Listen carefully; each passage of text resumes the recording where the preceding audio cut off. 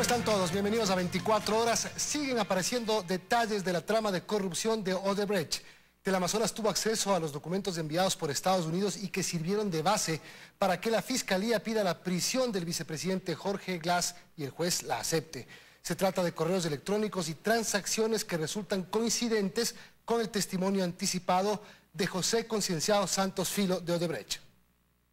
El delator número 1 de Odebrecht, José Concienciado Santos, no se cayó nada y en su testimonio anticipado para Ecuador reveló detalles de una trama de corrupción que ha sido investigada por el Departamento de Justicia de los Estados Unidos. La información que ya ha sido incorporada al expediente de asociación ilícita consta de un CD de nombre ODB Ecuador 2017-0905 y consta de 22 anexos. Ya lo había anunciado el fiscal Carlos Vaca ante los medios. Para la Fiscalía este informe contiene pruebas inequívocas de una relación de pagos irregulares sobre los megaproyectos construidos por Odebrecht en Ecuador, Ricardo Rivera, y el vicepresidente de la República, Jorge Glass. Es una decisión que se funda en los elementos de convicción y en las evidencias que se han recabado a lo largo de esta investigación. Se mencionó el ejemplo del proyecto Manduriacu con el código TIO y un pago de $150.000 a través de Glory International. Y como estas hay otras transferencias con el mismo código que se acercan al $1.000.000. Se trata de una empresa que registra 15 transferencias por $5.550.000.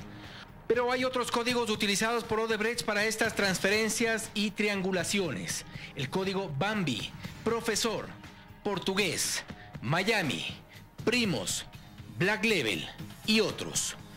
No obstante, la documentación remitida por Estados Unidos revela un sistema de triangulación de dinero de Odebrecht a través de subcontratistas. La documentación que antes ya fue entregada por Brasil como parte de las primeras investigaciones en el escándalo Lava Jato muestra este mapa de transacciones. Los documentos, por ejemplo, identifican al proyecto Daule Vinces, la empresa Eatisa de España, un pago de $553.000 a la empresa Cipsa de España. Esta última ya existen antecedentes. En 2016 recibió pagos por más de $6 millones por proyectos inmobiliarios inexistentes en España. En el poliducto Pascuales Cuenca, la empresa CCP, en asociación con Eatisa de España, participan en la elaboración de la oferta técnica para la construcción del poliducto y sus estaciones. Lo cierto es que dentro de la información extranjera también se refiere a transferencias o triangulaciones de otras de las empresas también delatadas por Santos. Es el caso de Dramistone Limited de Bahamas, con 17 transferencias superiores a los $4 millones. Y la más grande, Columbia Management, creada en Panamá, con 32 transferencias por $20.400.000. El detalle de los beneficiarios es parte ya de la investigación en la que trabaja la Fiscalía. Fausto Yepes, 24 horas. Atención, la ministra de Vivienda y exasambleísta de Alianza País, María Alejandra Vicuña, fue designada por el presidente Moreno como vicepresidenta de la República encargada. El nombramiento se produjo esta tarde. Vamos por la ampliación de esta noticia al Palacio de Carondelet. María Gracia Costa, buenas noches. Cuéntanos más detalles de este tema. ¿Cómo estás, Milton? Amigos, buenas noches. La designada vicepresidenta encargada por el presidente de la República, Lenín Moreno, ya participó de todas las reuniones y actividades aquí en el Palacio de Gobierno. Lo decías tú, la exministra, la hasta ahora ministra de Vivienda y exasambleísta del movimiento Alianza País, María Alejandra Vicuña, quien ahora ya tiene el cargo de vicepresidenta, manifestó en su primera declaración de prensa aquí en el Salón Azul del Palacio de Carondelet que ella priorizará la defensa de la Constitución de Montecristi y con esto también que la soberanía radique en el pueblo. Ella habló acerca de los propósitos que tiene desde este cargo. Escuchemos más en sus palabras. Coordinar un proceso fundamental, un proceso muy importante que es el de la consulta popular, rescatando ese espíritu de Montecristi, impulsando lo que siempre ha sido una característica de nuestro proceso revolucionario, que es precisamente fortalecer el poder popular. En este proceso que impulsa el gobierno nacional, a la cabeza con el compañero presidente, pero que sin dudas es acogido y adhiere la mayor parte del pueblo ecuatoriano. Reitero una vez más el agradecimiento por la confianza Y yo una vez más reitero también el que lo asumo no solo con humildad, sino con el compromiso militante como cofundadora de este proceso político y con toda la responsabilidad. María Alejandra Vicuña ha sobresalido en distintos momentos de la historia en los últimos años durante lo que han denominado Revolución Ciudadana. Por ejemplo, ella participó de las enmiendas constitucionales en las que pasó la reelección indefinida. Conozcamos más quién es la vicepresidenta encargada en el siguiente perfil que preparó Carlos Acoto. La nueva vicepresidenta en funciones es psicóloga clínica y tiene un máster en administración de empresas. María Alejandra Vicuña Muñoz, junto a su padre Leonardo Vicuña, fundaron el movimiento Alianza Bolivariana Alfarista, uno de los principales apoyos para Alianza País en Guayas. Con más de una década de trayectoria, ha ocupado distintos cargos públicos. Destacan entre ellos asambleísta por la provincia del Guayas en 2 periodos, 2009 y 2013. Como legisladora fue vicepresidenta de la Comisión Especializada Permanente del Derecho a la Salud, e integró las comisiones especializadas que trataron las leyes para las enmiendas constitucionales. Durante su paso por la Asamblea, Vicuña votó a favor de la reelección indefinida en las enmiendas, por la ley de comunicación, por las reformas al COIP, entre otras propuestas polémicas de país. En agosto de 2015, la entonces asambleísta de País divulgó a través de las redes sociales el audio de una conversación privada sostenida entre la activista y exdiputada de oposición Marta Roldós con sus colaboradores. Vicuña escribió: "He decidido publicarlo porque es mi deber militante exigirle respuestas a Marta Roldós para la ciudadanía". En dicho audio se escucha a Roldós decir en tono jocoso que quisiera desconectarse de todo, irse a la playa y que ya quiere que se caiga ese hijo de P, en referencia al ahora expresidente Rafael Correa. Vicuña aseguró que ese audio llegó a sus manos, mientras que Roldós la acusó de una violación a la intimidad. Antes de asumir el cargo de vicepresidenta encargada, Vicuña fue nombrada ministra de Desarrollo Urbano y Vivienda. Su deber, liderar el Plan Casa para Todos, uno de los proyectos emblemáticos del actual gobierno. Joana Ramos, 24 horas. Ese es el perfil de la vicepresidenta encargada, María Alejandra Vicuña. Ella participó acá, ya lo habíamos mencionado, en una reunión sobre el Comité de Reconstrucción del Terremoto, en el que evaluaron cómo avanza la reconstrucción en distintas zonas como la provincia de Manabí y de Esmeraldas. Al respecto, el secretario técnico de la reconstrucción, Carlos Bernal, informó que llevan ejecutado 1.600 millones de dólares de los 2.800 que se había proyectado en el tema plurianual. Esto consta en el cuarto informe que conoce ya la Asamblea Nacional, y aclararon también cuáles han sido las metodologías en los que han realizado estos procesos de reconstrucción, cómo han actuado de acuerdo a prioridades, por ejemplo en los temas de salud, servicios básicos y por último la representación también de la reconstrucción de la parte pública. Escuchemos lo que dijo el secretario técnico, Carlos Bernal. En la reconstrucción se priorizaron 6 sectores fundamentales, ¿no? Sin duda alguna: vivienda, salud, educación, agua y saneamiento, vías y medios de transporte, así como electricidad, que es un eje transversal. Se han logrado generar a través de las actividades de reconstrucción, de acuerdo a los datos oficiales, estimados en 55.000 plazas de empleo. El reto, sin duda alguna, es mantener y superar esta tasa de empleos. A esta hora continúan reunidos aquí el presidente de la República con el secretario de la CENESID, Augusto Barrera, y los representantes y rectores de las universidades públicas, cofinanciadas y privadas. Ellos resaltaron que esto es parte del diálogo para buscar una mejor educación superior, y también desde las universidades públicas solicitaron al presidente que se revise el presupuesto de las universidades públicas, pues después del decreto de austeridad ellos no funcionan de la misma manera que los ministerios y no es suficiente el recurso que tienen, y también el no poder realizar contrataciones, y es por esto que han solicitado de favor al primer mandatario que se los incluya en las excepciones del decreto de austeridad. Nosotros les contaremos más acerca de las definiciones que tuvieron en esta reunión con los representantes de las universidades y de los rectores de las áreas públicas, privadas y cofinanciadas en el tema de educación. Sigues tú, Milton, con más en estudios. Una buena noche. Gracias, Joana. Gracias, María Gracia. Otro tema: la Fiscalía arma el rompecabezas de la trama de corrupción de Odebrecht, capítulo Ecuador. El vicepresidente Jorge Glass y su tío Ricardo Rivera aparecen dentro del nivel directivo, es decir, a la cabeza de la supuesta red ilícita. Lo corrobora la pericia fiscal enviada desde Estados Unidos. Según la pericia estadounidense, cada uno de los procesados cumplía sus funciones. Comencemos la red. Odebrecht en Ecuador. Si bien José Santos era su principal representante, bajo él habían otros 2 directivos de la brasileña. Ellos hacían las transferencias a offshores o los pagos en efectivo. Aquí aparecen los intermediarios, los funcionarios que facilitaban los contratos públicos. A ellos el pago se les hacía en efectivo. Ramiro C., exfuncionario de Petroecuador, por favorecer en el contrato del poliducto Pascuales Cuenca, habría recibido $100.000 en efectivo. Carlos B., exfuncionario de Senagua, por el trasvase Daule Vinces, $6 millones. Hay un segundo grupo de intermediario, los contratistas. Clever P., contratista de Odebrecht, según la Fiscalía, sobrefacturaba por sus servicios en obras públicas. Este dinero iba a parar también a offshores. Existe una transferencia de más de $2 millones, que sería el dinero que cobró en exceso al Estado. Y el tercer grupo de intermediarios son quienes crearon las offshores en paraísos fiscales, hasta donde iban las coimas. Por ejemplo, José T. confesó que hizo el favor de crear al Esburi en Panamá.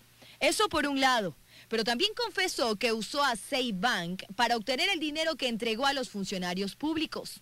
A través de estas 7 offshores creadas en Panamá se hicieron las transferencias. Pero centrémonos en estas 2 offshores. Es donde la Fiscalía encuentra la conexión directa con quienes serían la cabeza de la red. En el informe se los denomina como nivel directivo. Columbia Management y Diaselec sirvieron como vínculo para pagar a Ricardo Rivera, el tío del vicepresidente, quien sería un intermediario, pues la red sigue. Sobre él aparece su sobrino Jorge Glass.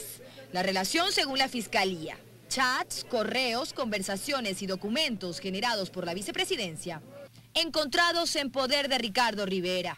Pero sobre Glass, según el rompecabezas, hay alguien más que hacía la red perfecta. Carlos Polit, el excontralor, quien habría recibido $10 millones para dejar sin efecto las glosas encontradas de las empresas y de sus empleados. Y así, sin contralor, se blindaba toda la red. Dayana Monroy, 24 horas. La defensa de Ricardo Rivera solicitó su traslado a una casa de salud. Asegura que aunque se ordenó que sea llevado a un centro médico especializado, Rivera permanece en el centro de privación de libertad número 8 en Guayaquil. Dayana Monroy informa. El pedido de traslado de Ricardo Rivera a un centro médico especializado aún no recibe respuesta. Según su abogado, se ha irrespetado la decisión del juez, quien ordenó que reciba atención médica antes de ser recluido. Su defensa ya dio aviso de esto por escrito y lo hizo hoy al juez Miguel Jurado. Y además ha pedido al Ministerio de Justicia que se concrete el traslado lo más pronto posible. Rivera aún no ha podido recibir la visita de su abogado, a quien sí hemos visto llegar es a sus familiares. Las autoridades aún no confirman si se realizará el traslado del tío del vicepresidente a una casa de salud o si el reconocimiento médico que le hicieron el día lunes, luego de ser detenido y determinar el arresto domiciliario, y que se hizo en el hospital universitario, es suficiente. Tampoco se conoce si será trasladado a la capital de la República, donde se encuentran los otros detenidos en este proceso. Atención, el juez Miguel Jurado aceptó el pedido del abogado del vicepresidente Jorge Glass de analizar la situación de la prisión preventiva, por lo que fijó la audiencia para este viernes a las 2:30 de la tarde. Glass permanece en la cárcel 4 desde la noche de lunes por su vinculación en el delito de asociación ilícita en el caso de Sobornos Odebrecht, donde hay otros 17 procesados. Por sospechas de una potencial participación, como sostuvo el fiscal, no se puede solicitar prisión preventiva, según el abogado defensor de Glass, Eduardo Franco Loor. Continúan las notificaciones de despido a los funcionarios de la Vicepresidencia de la República en Quito y en Guayaquil. Hoy fue notificado el secretario general de la institución, Omar Simón, así como funcionarios del Departamento de Comunicación que tenían contratos ocasionales. Las notificaciones que llegaron desde el Ministerio de Trabajo alcanzan los niveles jerárquicos superiores. Se estima que de los 228 funcionarios, la planta se reduzca a alrededor de 70. Esta mañana, en un conversatorio con medios de comunicación en el Palacio de Carondelet, el presidente Lenín Moreno se refirió a varios temas de la actual coyuntura del país. La consulta popular, la situación económica y la corrupción fueron los principales asuntos que se trataron. Diversos fueron los temas por los que el presidente Lenín Moreno fue consultado la tarde de este miércoles en un conversatorio con los medios de comunicación. Moreno se refirió a la situación del vicepresidente Jorge Glass, detenido en la cárcel 4 de Quito, y así reaccionó al ser consultado sobre el pedido de vacaciones acumuladas hecha por el segundo mandatario. Todavía no le corresponde vacaciones, un anticipo de vacaciones está inhabilitado. El término es inhabilitado por fuerza mayor para ejercer la función. Y si es que la Asamblea decide hacer un juicio político, es su decisión. Si es que la justicia decide sentenciarlo, también es su decisión. Al ser consultado sobre una posible responsabilidad política del expresidente Correa, sobre los actos de corrupción que en su gobierno se investigan, Moreno respondió: claro que hay responsabilidad, y responsabilidad política de todo lo ocurrido, claro que hay responsabilidad. Además, adelantó que el gobierno se encuentra emprendiendo acciones para no solo juzgar a los corruptos, sino también para recuperar el dinero que se ha desviado. La consulta popular también se puso sobre la mesa. Ahí el primer mandatario fue consultado por los temas que quedaron por fuera en esta ocasión. Moreno no descartó realizar otras, para incluir, por ejemplo, reformas a la ley de comunicación, en la que descartó su eliminación. Pero vuelvo a recalcar, no será la única consulta. Convocaremos al pueblo tantas y cuantas veces sea necesario. Sobre la pregunta referente a la reelección indefinida, Moreno no dejó dudas. De aprobarse, se bloquearía la posibilidad de que el expresidente Correa se postule nuevamente para el mismo cargo. Sean conocidos, sean amigos, alcaldes, prefectos, concejales, presidentes, definitivamente no van a poder hacerlo si es que el pueblo ecuatoriano así lo decide. En materia económica se refirió nuevamente a la inexistencia de una mesa servida, de la cual presume malas intenciones del gobierno anterior. El presidente anterior se endeudó agresivamente en el último momento para dejar una sensación de que había hecho una obra monumental. Estoy dudando muy seriamente de que me dejó la cosa así, precisamente para que yo fracase y poder constituirse en el principal opositor. El presidente hizo referencia a que después de casi 90 días, el exsecretario jurídico de la presidencia, Alexis Mera, aún no recibe el beneplácito como embajador de Estados Unidos. Es pertinente que se haga una comunicación a la embajada americana para que nos conteste, para saber si definitivamente tiene el doctor Alexis Mera o no el beneplácito. En el caso de que no fuese así, pues propondremos otro nombre. Además, adelantó que muy pronto se retomarán las conversaciones con el Fondo Monetario Internacional. Moreno fue consultado también sobre la resolución del directorio del IES, que hace referencia a que seguros como los de pensiones, trabajo y el Seguro Social Campesino presentan déficit. El primer mandatario aseguró: la posibilidad de que suba la pensión del Seguro Social Campesino a $100 está perfectamente financiada. Es acerca de todos los otros temas los que creo que hay que conversar, hay que averiguar, hay que indagar un poco más. Carlos Acoto, 24 horas. ¿Por qué no? El presidente de la Cámara de Comercio de Quito y el representante de los empleadores ante el Consejo Directivo del IES ponen en duda el superávit que, según Richard Espinosa, tiene el instituto entre sus ingresos y egresos.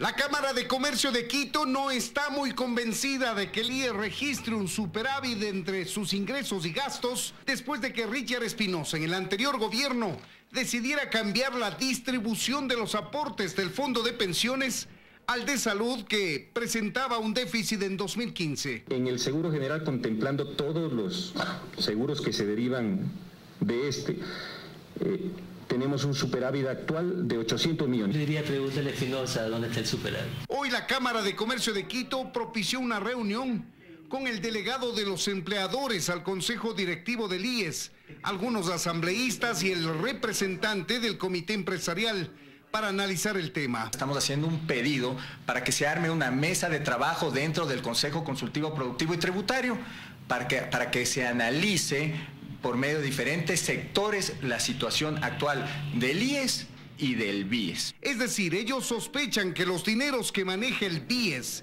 el banco del afiliado, podrían estar cubriendo un déficit en las operaciones del IES, pues creen que no existe el superávit del que habla Espinosa. Queremos identificar si dentro del superávit se está calculando que se sacan fondos del BIES para obtener ese superávit en el IES. Y en esa reunión confirmaron que el IES tiene graves problemas de solvencia y que es necesario y urgente un estudio actuarial integral, que ya lo anunció Espinosa con la participación de la OIT, la empresa privada y una universidad ecuatoriana. En Quito, Freddy Paredes, 24 horas. Más noticias, opiniones divididas existen entre los miembros del Consejo de Participación Ciudadana ante la pregunta de la consulta popular que decidirá la vigencia de sus cargos y la designación de un consejo transitorio. Su presidenta Raquel González asegura que el trabajo continuará hasta que haya un pronunciamiento del pueblo en las urnas.